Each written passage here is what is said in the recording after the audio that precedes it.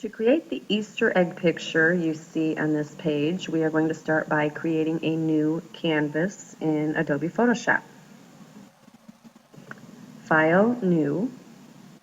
It doesn't matter what you name your canvas at this point.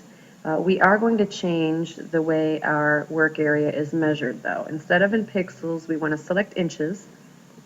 We're going to make our workspace 8 inches wide, 6 inches tall, and we want to give it a resolution of 150 pixels per inch.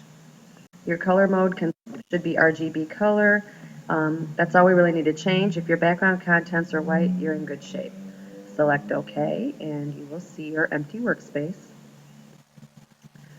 Now from here, we need to change our background color to a blue. We want it to look like a sky, and to do this, we are going to use the gradient tool. Now if you don't see the gradient, it's probably hidden underneath the paint bucket. You can locate that by holding down the mouse button and switching your tool to the gradient. Now what you see up in the options is a selection of gradients we can choose from. I'm going to use the linear gradient, which is right here. And you have your choice of some presets, or you can use foreground to background color, which is what I'm selecting. You may have different colors in your screen right now, depending on what is appearing down here. These are your foreground and background colors. And if you need to change those, we can click on the foreground color and choose the color we wish to use, or you can simply click over here in the swatches on the color you'd like to make your sky, the dark blue color that you'd like to make your sky. And then we're going to reverse those. We're going to make that background color our foreground, and we're going to choose a light shade.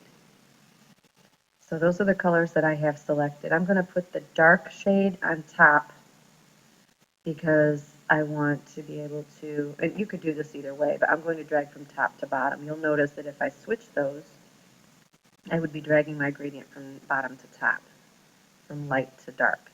But I want the dark to be up in the top of my sky. So then all I have to do, if the gradient is still selected, I'm going to just drag my mouse in a straight line about a third of the way down the screen and then release it, and I have my background completed. Let's continue now by putting a grassy area in the bottom of our picture. We're going to do this very simply using the rectangular marquee tool.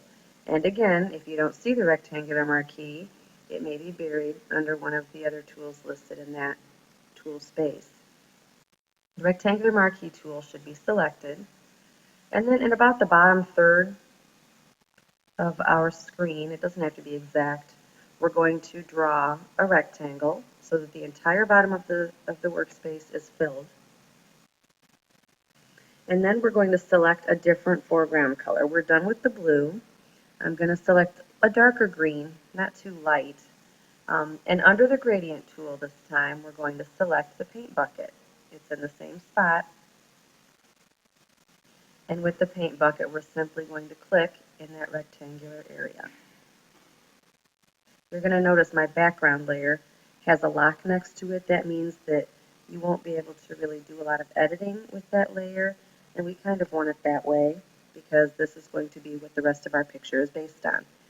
At this point, we can remove the rectangular marquee by selecting Control D on our keyboard, or if you click on the rectangular marquee, you can click anywhere outside of that area, and it will remove the handles from around that grassy rectangle that we just made. Our next step is going to be to create a new layer. My first layer is going to be my background layer of grass. I'm going to name this grass background. And I double click on the name of that layer so that it could be easily replaced, and then I press enter when I'm done typing that. What we're going to use for our background layer is a grass paintbrush. And to do that, we need to select the paintbrush. You want to make sure you're not selecting the history brush or the brushes associated there. History or art history are not what we're trying to use here. The paintbrush is the second one in the painting tools. the second space, and you want to make sure you're not using color replacement, but brush. The brush we are going to use can be located in the options bar at the top of the screen. And if I scroll down, these are just my basic brushes. If I scroll down, I should be able to locate the grass brush. It has the number 134, which doesn't tell you the name of the brush. It doesn't really identify the brush in any way except to tell you the size of its diameter. And currently we have 134 pixels for this grassy brush, which if you just hover over your workspace, you can see is probably exactly what we would need for what we're going to do here. So I'm not going to change the brush sizes. However, I am going to change some of the ways that I'm going to use my brush.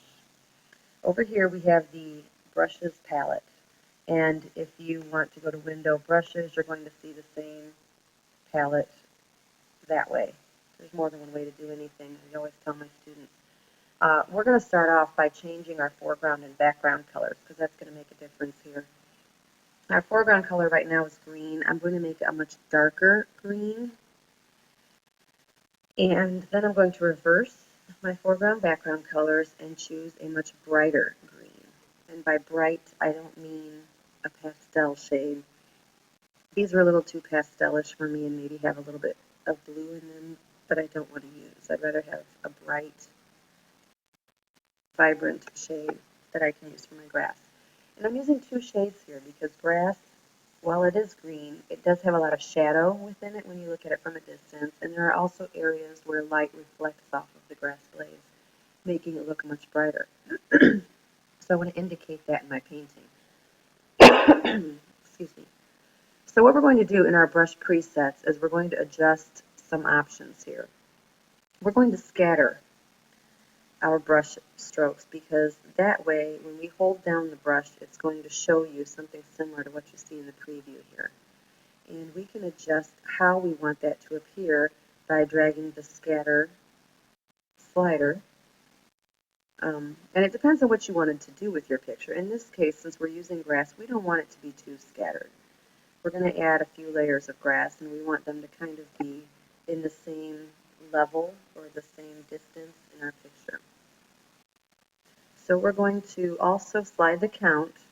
We don't want it to be too much. If you do maybe a 4, that's going to be a nice selection, I guess. It's going to make it a little thicker. And when I compare this with the kids, I tell them a count like this is like the grass that you might see on a beach.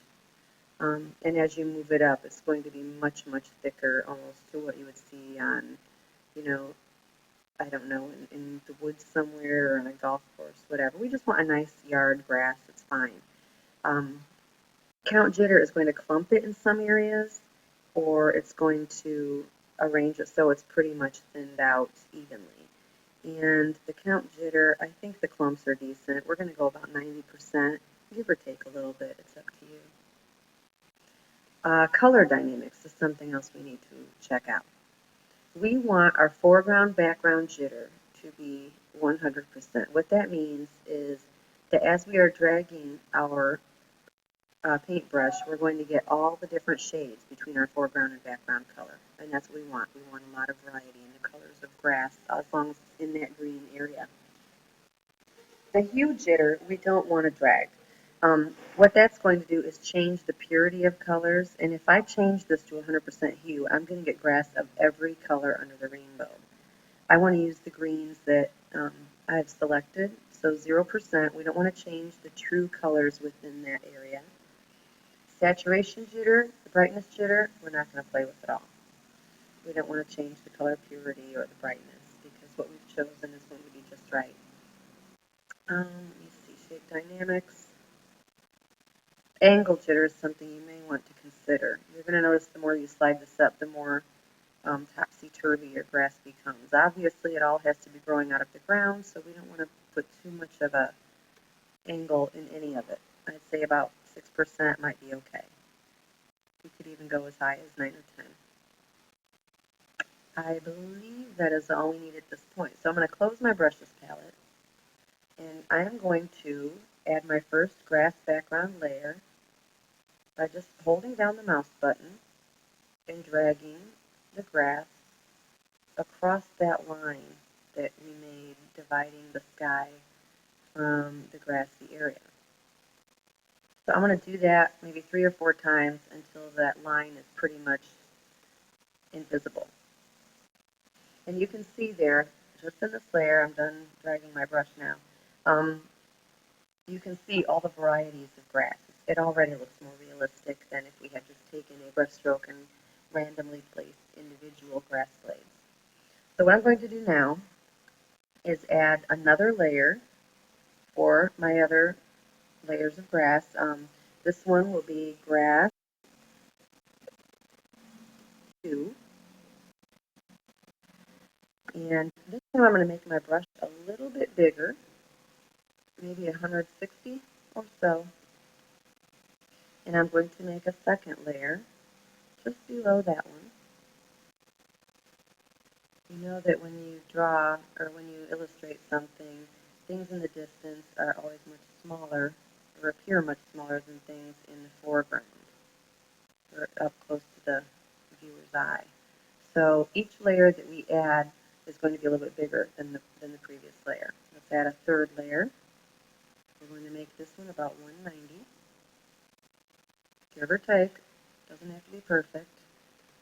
We're going to drag this one across 3 or 4 times to give a nice layer of grass blades. We want it to be pretty thick. And if you look at the bottom of the grass blades, that's really what you want to go by. You want to make sure you've got plenty there. And then our fourth layer is going to be our top layer. I didn't name these. Grass 3, grass 4, and this one I'm going to make about 20, give or take. Not a big deal what size you use, as long as it's a little bit bigger. This area is where you're going to drag your brush almost off the screen because you want to see the top of the blades in the front of the picture, not so much the bottom. Okay, and that's our grass. And it looks pretty amazing. It sure beats that first rectangle of green that we were using, which so many of us would choose if we were coloring a picture or painting a picture for a cartoon. This looks much more realistic. So that's our first